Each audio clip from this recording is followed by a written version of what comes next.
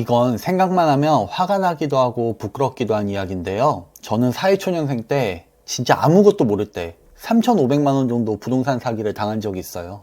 그때 생각해보면 부동산을 싸게 살 수 있는 기회라고 생각하니까 초조함이 막 느껴졌고요. 나한테 시간이 없는 것처럼 느껴졌어요. 지금 생각해보면 생각할 시간을 안 주고 선택을 빠른 시간 안에 하도록 강요하는 그 사기의 전형적인 상황이었던 것 같아요. 그리고 제가 잘 모르는 분야를 내가 알고 있는 상식선 내에서만 판단하려고 노력했던 것 같아요.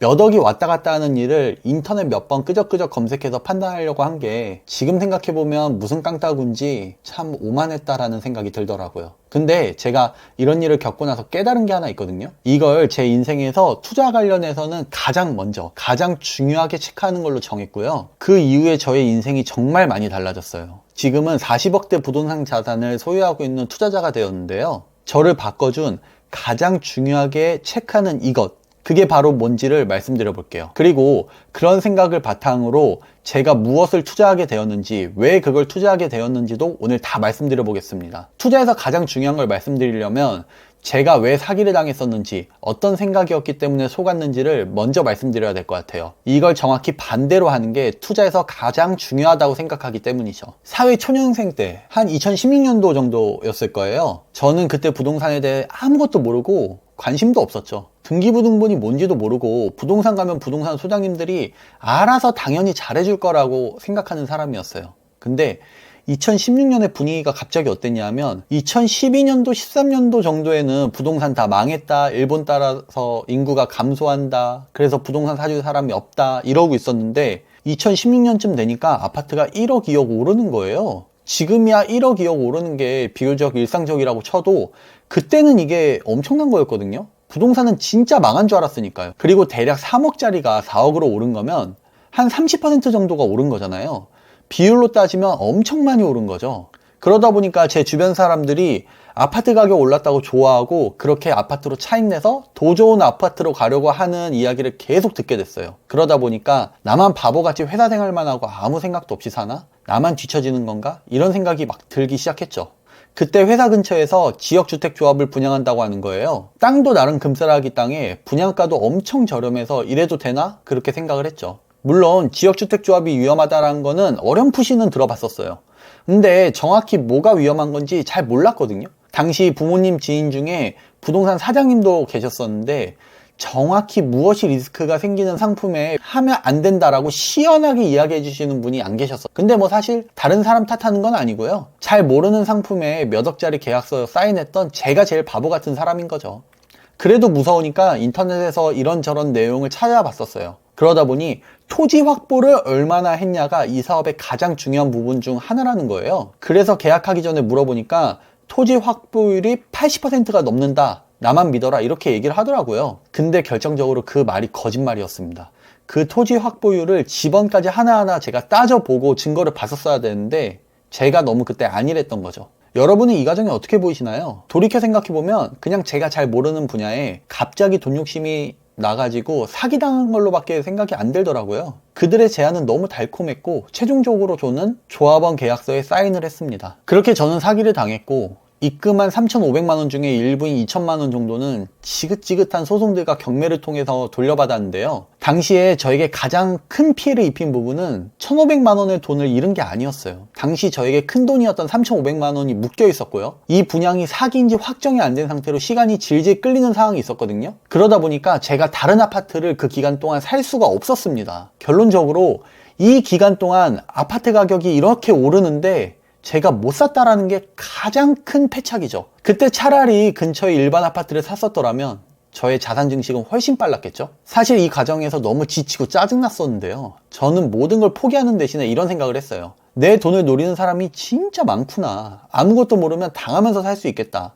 내가 앞으로 이런 투자 행위를 안 할 거면 또 모르지만 내가 투자 행위를 앞으로 할 거라면 정확히 알고 스스로 판단할 수 있어야겠다. 그리고 그 판단에 대한 근거가 객관적이고 명확해야겠다.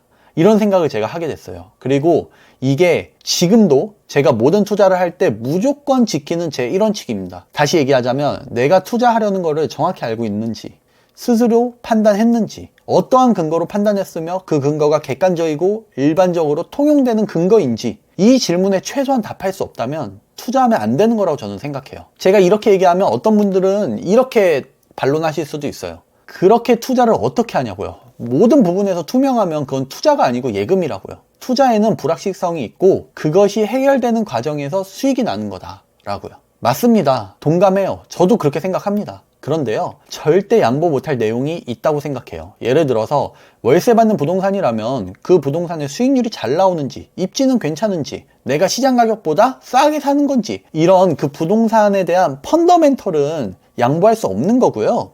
그 외 대외 환경들, 갑작스러운 경제 위기, 금리, 유동성, 정부 정책 이런 것들은 불확실성이 유지된 채로 어느 정도 예상해서 투자해야겠죠. 그리고 그런 불확실성을 견딜 수 있는 현금 흐름을 갖고 있는 게 굉장히 중요할 테고요. 그럼 그런 생각해가지고 넌 뭘 투자했는데? 라고 물으신다면 저는 다가구를 투자했습니다. 서울에 살면서 지방 다가구를 투자했죠. 이유는 간단했어요. 첫 번째로 지방 다가구는 대부분 수익률로 건물 가격이 평가가 되기 때문에요. 사기 전에 이 건물을 내가 싸게 사는 건지 판단이 쉽게 가능하다는 겁니다. 두 번째로는 월세를 따박따박 받으면 내가 보유할 때 갑작스러운 위기 상황이 와도 쉽게 유지할 수 있다는 거죠. 특히 지방 다가구는 수익률이 매우 높거든요. 세 번째로 그럼 왜 상가가 아니고 다가구인가라고 한다면 다가구는 개별성이 낮고 예측하기가 쉽죠. 내가 보유할 때 공실이 없을지도 판단하기가 더 쉬워요.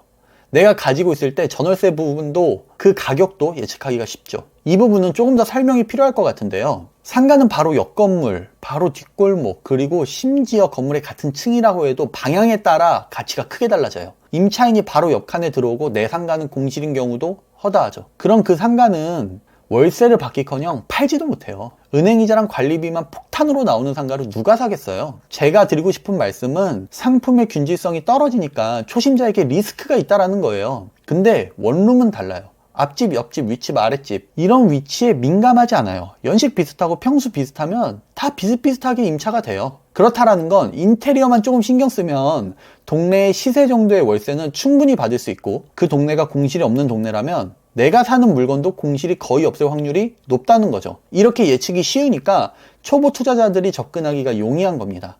리스크 자체가 상대적으로 많이 낮은 거죠. 네 번째, 투자하자마자 빠르게 수익이 월세로 매달 창출된다. 투자해서 간단히 인테리어 하고 바로 월세 받기 시작하면 수익이 매달 창출이 됩니다. 저는 텅텅 비어있는 원룸 건물 간단히 인테리어해서 세입자 받기 시작해도 2, 3개월이면 은행이자보다 월세가 더 많이 들어오기 시작하더라고요. 그리고 최종적으로 제가 가지고 있는 현금 안에서 비교적 소액으로 투자할 수 있다는 거예요. 지방 다가구는 생각보다 돈이 많이 들지는 않거든요. 근데 제가 마음에 걸리는 건 딱 하나였어요.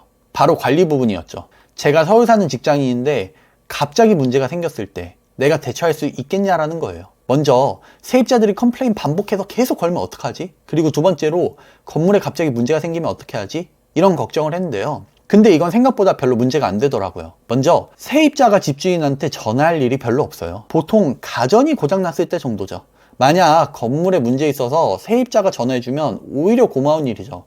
문제가 커지기 전에 내가 알 수 있었잖아요. 두 번째로 건물에 문제가 있을 때도 내가 바로 직접 뛰어갈 일은 잘 없더라고요. 인테리어 업자분, 건물관리 업자분들한테 미리 연락해 놓고 어떤 문제가 생길 때마다 한 분한테 계속 맡기는 거예요. 예를 들어서 세입자가 호실을 파손해서 원상복구 해야 될 때도 있을 수 있잖아요. 그럴 때마다 한 분한테 계속 맡겨서 관계를 쌓아놓는 거죠. 우리 건물에서 어떤 일이 생기면 다 그분한테 맡기는 구조로요. 그러면 우리 건물에 문제가 생겼다 라고 했을 때 그분이 바로 뛰어가 주시기도 하고요. 저한테 전화하고 문자하셔서 즉석해서 문제를 해결해 주시기도 하죠. 가격도 비싸게 안 받으시고요. 단골이니까요. 우리가 할 일은 그런 분들을 미리 찾아서 관계를 쌓아놓는 거란 겁니다. 오늘은 제가 부동산 사기당했던 이야기, 그 사건을 통해 정립된 투자할 때 꼭 지키는 저만의 원칙, 그리고 그 원칙을 기반으로 무엇을 투자해서 제가 돈을 벌었는지 이야기해드렸는데요. 그런 말 있잖아요. 목적지에 얼마나 빠르게 가는지보다 어디로 가는지 그 방향이 중요하다고요. 제가 영상을 만드는 이유는 여러분들이 자신에게 맞는 투자 방향을 제대로 설정해서 안전하게 한 스텝 한 스텝 나갔으면 하는 거거든요. 그리고 최대한 쉽고 재밌게 친구가 자신의 투자 스토리를 이야기해주는 그런 느낌?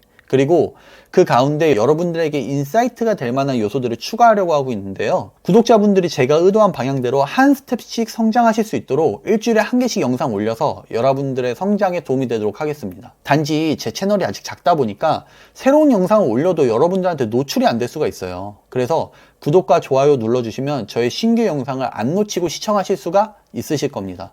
다음 주에도 더 많이 도움되는 내용으로 찾아뵙도록 할게요. 오늘도 저와 시간 보내주셔서 정말 감사합니다.